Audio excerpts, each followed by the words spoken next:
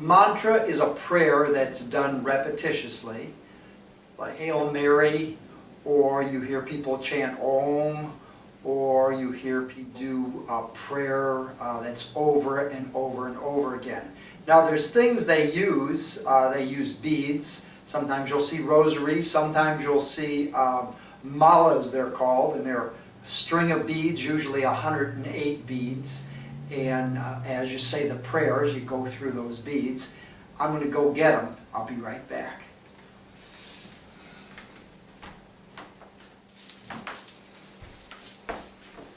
Alright, these are prayer beads or malas, and as you can see, I've got a few different kinds. I'm going to show you what they are, I'm going to show you how they work, show you how you can use them.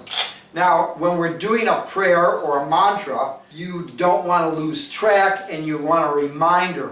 So the mala, this one happens to be Tibetan Buddhist in nature. There's 108 beads, and then these are counters at the end. So you say the prayer, da da da da da da, om om om om om, or mani padme hum, mani padme hum, and you go all through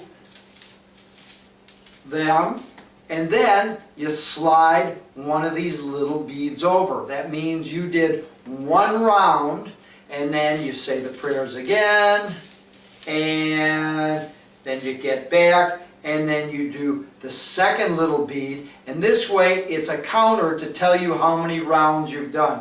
This is called the guru bead or the mother bead at the end. This is where you start, this is where you finish. This one's made out of, well, it's got coral in here, it's got turquoise. This one's more of the Tibetan nature. Now, I've got another one. This one, more Hindu in nature, I think, or Taoist. It's the same type of, boy, I got them all connected in here. Woo, here we go. This one's made of wood, and the same idea. You start at the beginning, at the mother bead, and you go through. This one doesn't have those extra counters, and you do your prayer or mantra, and you keep going through it and saying that, and you click these little beads, just like in the Catholic Church where they use the rosary. Now, this one is made out of bone and gold. This is for a more wrathful practice, a stronger practice. This one's made out of cow bone or yak bone. Sometimes they were made out of human bone. Whoa, human bone, why? Well, the reason why is if it's made out of human bone, you get in touch with life and death. It's got more energy into it. And then this is another Tibetan one. It doesn't have the extra counters, but the beads are placed every so often, so you know where you're at. Anyway, you use these mantras, or you use these malas, and as you use them, you'll build energy in them. So you can pick them up at Chinese stores sometimes. You can get these, the wooden ones. If there's a Tibetan store around, or you happen to know some teacher. These were given to me by some of my teachers. They're very strong. I've had them for some years. Sometimes you'll see people that'll look like a necklace, you know, and they're wearing them around their neck like jewelry. But if they know what they're doing, they're actually taken off. The prayers are given. Sometimes they'll just be small ones. They'll be 12 beads or so, and they'll wear them around your wrist. I usually have them on. And then you can do it, you know, you'll see some of the Muslims doing prayers with that. It's a good way to keep track of your practice. So I want to get more into mantra, give you a specific mantra, and tell you what it means. Why would you chant this prayer from Tibetan Buddhism that you didn't know a thing about?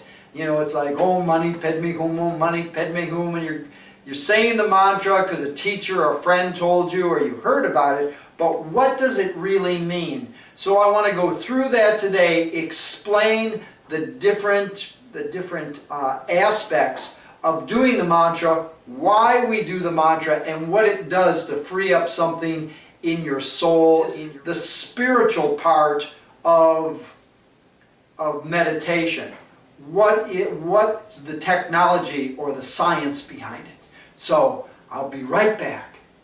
And as you can see, I have a chart here. This chart depicts some realms of consciousness, and it's from a teaching called the Wheel of Life. And there's a mantra that goes with it, or a prayer, a repetitious prayer. And like I said, we use the malas to say that and repeat that prayer. Om Mani Padme Hum. Om Mani Padme Hum. Om Mani Padme Hum. Om Mani Padme Hum. Om Mani Padme Hum. And that's done. You start with the Guru bead, and then you start Om Mani Padme Hum. Om Mani Padme Hum. Om Mani Padme Hum. Om Mani Padme Hum. And every time you say the mantra, you go to the next bead. You'll build the vibration in the bead, which builds the vibration inside of you.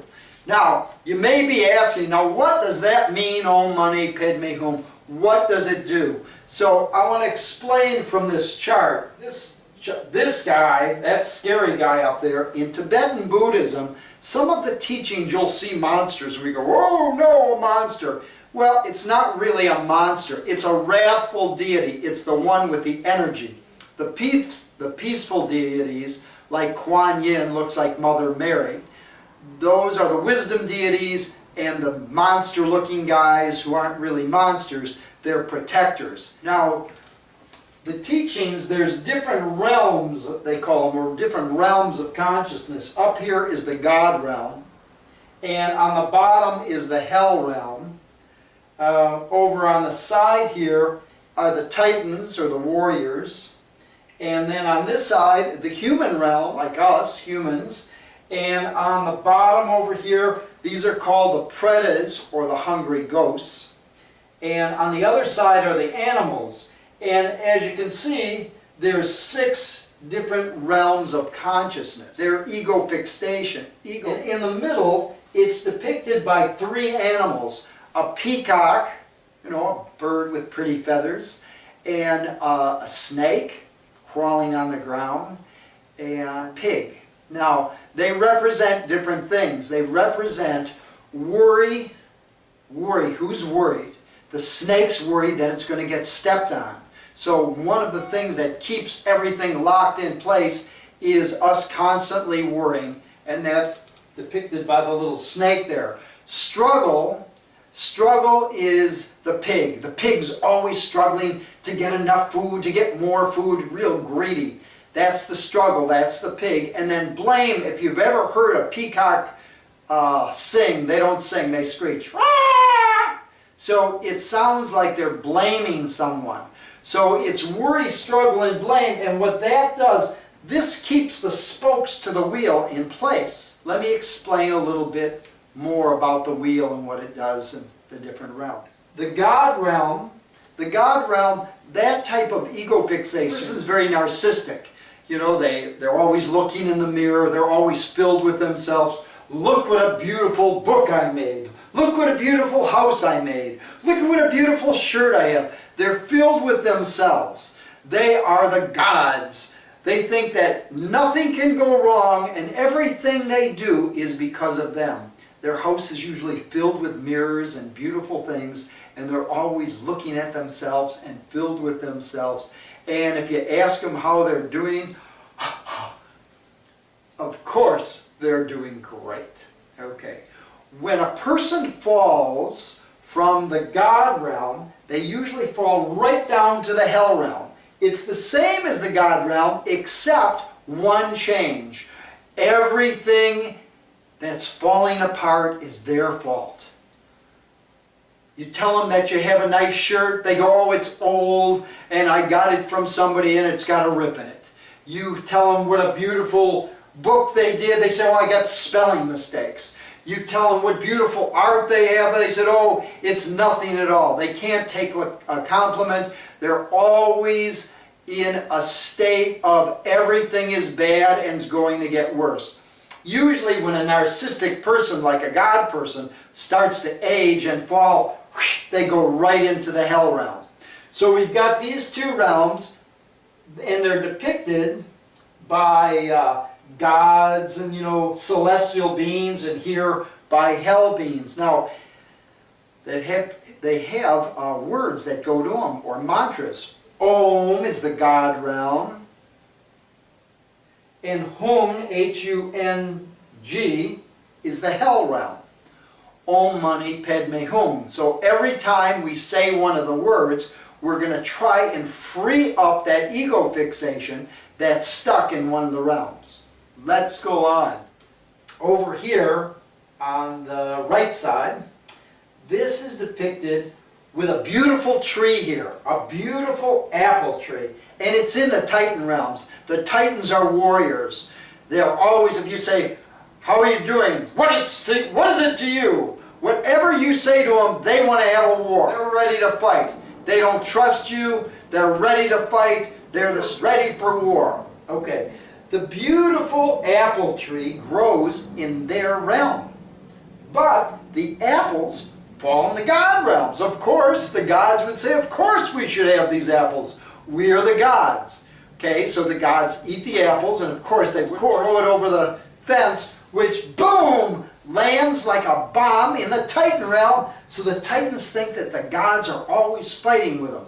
The gods couldn't even care. They're so oblivious to that they just think that they're eating the apple that comes from God himself and throwing the core away. So the jealous Titans are always trying to chop down the tree, not because they're going to get the apples, just so the gods won't. So a lot of times when a person has that ego fixation, they're trying to destroy something, not that it's going to help them anyway, but what it'll do is it'll cause some harm to others. They destroy something to keep somebody from having something. Now this is not a good place to be. The Titans are always looking for war. They're always mean and angry. And you'll see this sometimes in relationships, and I'll explain more as we move on. Opposite, on this side, this is considered the human realm. The human realm are very intellectual. They're sitting up straight, looks like they have a pole up their rear end, and everything is coming from science.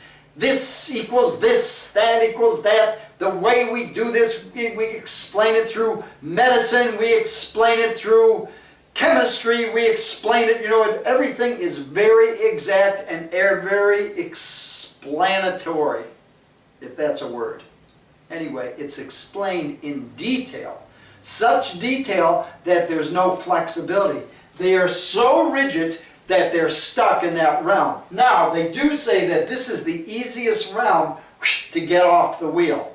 If you can get off the wheel, or the old round and round like they say, you can get away from worry, struggle, and blame, and all these different ego fixations that keep us stuck and keep us going around and round and round. Sometimes you'll say to one of the Tibetans, how are you doing? They go, oh, just the old round and round, which means the wheel, and just taking them through the different states of consciousness. Now, let's talk about the pretas, or the hungry ghosts. By someone with a big mouth, a very skinny neck, and a great big belly. Whatever they eat, because they're always trying to put things in their mouth, it can't get through, or it goes down and changes to fire in their belly. They are always living in the past. How are you doing? I remember the good old days. I remember when the air was clean and the water was clean. I remember when we could go out without any clothes on. I remember when we didn't have to get so dressed up. I remember when gas was only 10 cents a gallon or 20 cents a gallon. They're not in the present at all. They're always living in the past. And they never get their needs fulfilled because everything that they want is already past them. It's the hungry ghosts. They're always wanting, but they can never get. It's a state of consciousness that people get stuck in their ego or in their mind, and that goes on and on. Sometimes you'll hear people, I remember when this, I remember when that, and they keep going back to the past, but there is no future for them.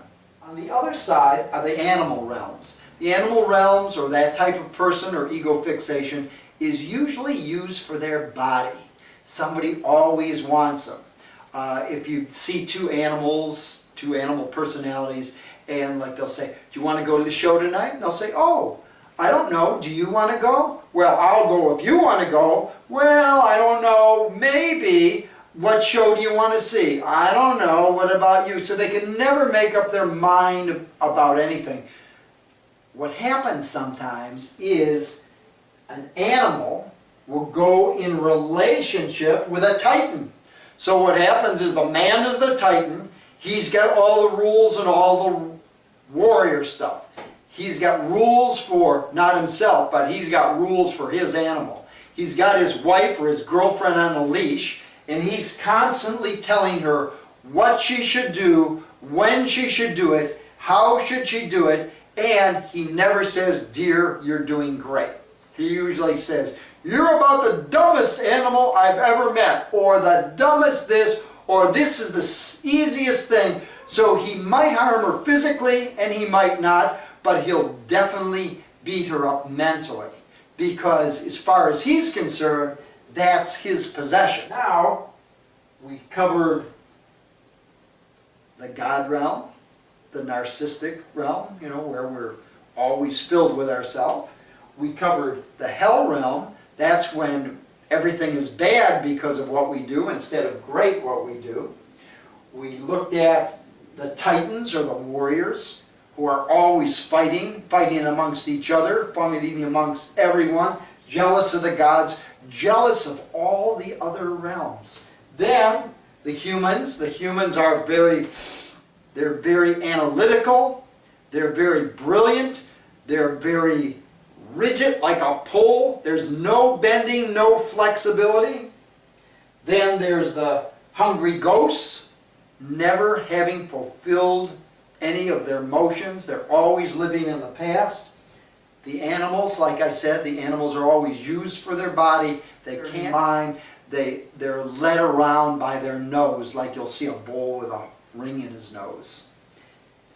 And this is the great wheel held together by worry, struggle, and blame. Now, you may say, what does that have to do with me?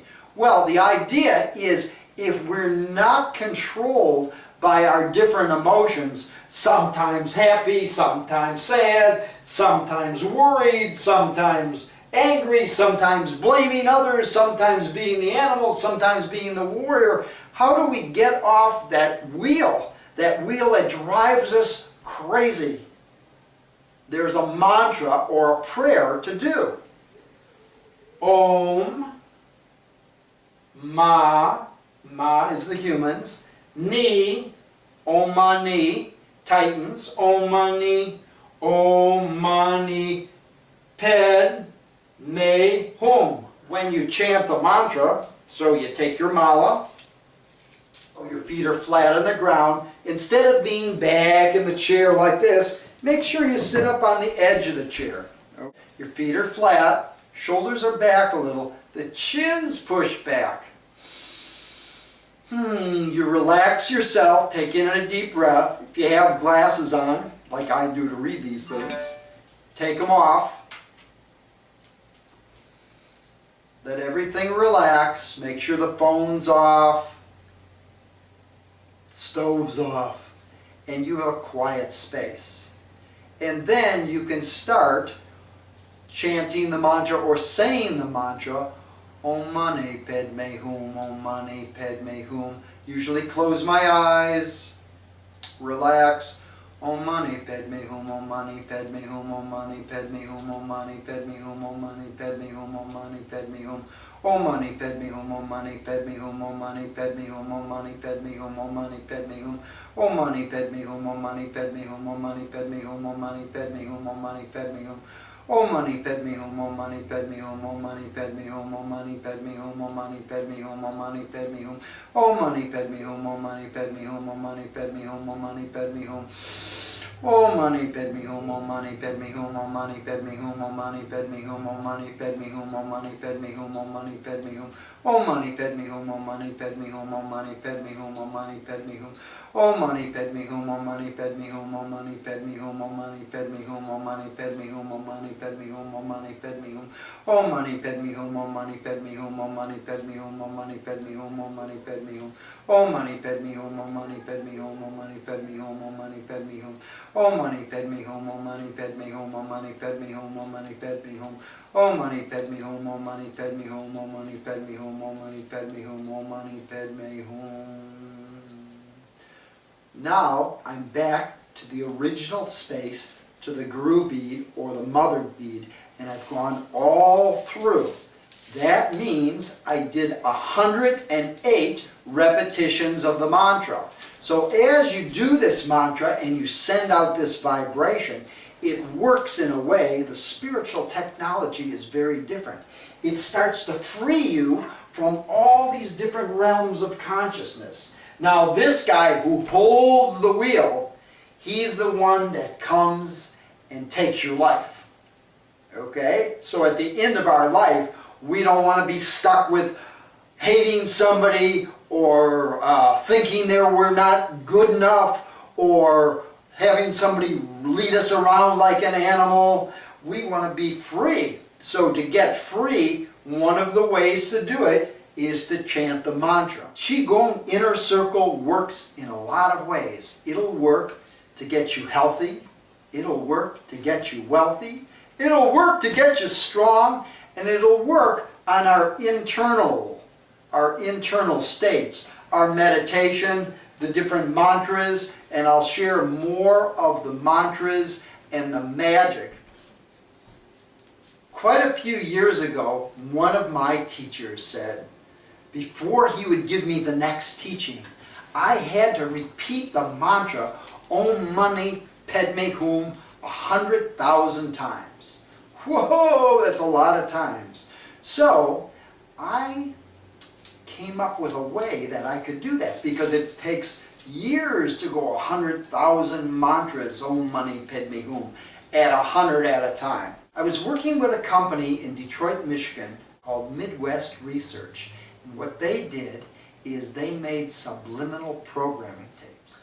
I was in a class and they had the guys on one side and the girls on the other side, and what would happen is the men would go, Oh money, Padme Hum, oh money, Padme Hum, and then the girls would go, Oh money, Padme Hum, oh money, and it was a blending of the two, and they recorded it. Took that tape back to Michigan, and I gave it to the subliminal tape company, and I had them make a subliminal tape of 100,000 repetitions of the mantra in a half an hour. Pretty cool. What I did is I made the tape, and I've got this subliminal tape, and what I'm going to do is I'm going to send every member of the Qigong Inner Circle a copy of it. I don't have it yet, but I'll have it soon, and you'll get it. Remember, chant the mantra, listen to the tape, get this to be part of you, and you'll free yourself up of years and years and years of karmic stuckness or a karmic situation that keeps you stuck and doesn't allow to free you up. So when it frees you up and pulls you out of worry, struggle, and blame, it brings you into aim, contribution, and participation. So your life opens up, you become happier, the people around you become happier, you become more productive, you become a vehicle of spiritual wealth. So until next time, it's Dr. Wu Di saying, practice, practice, practice.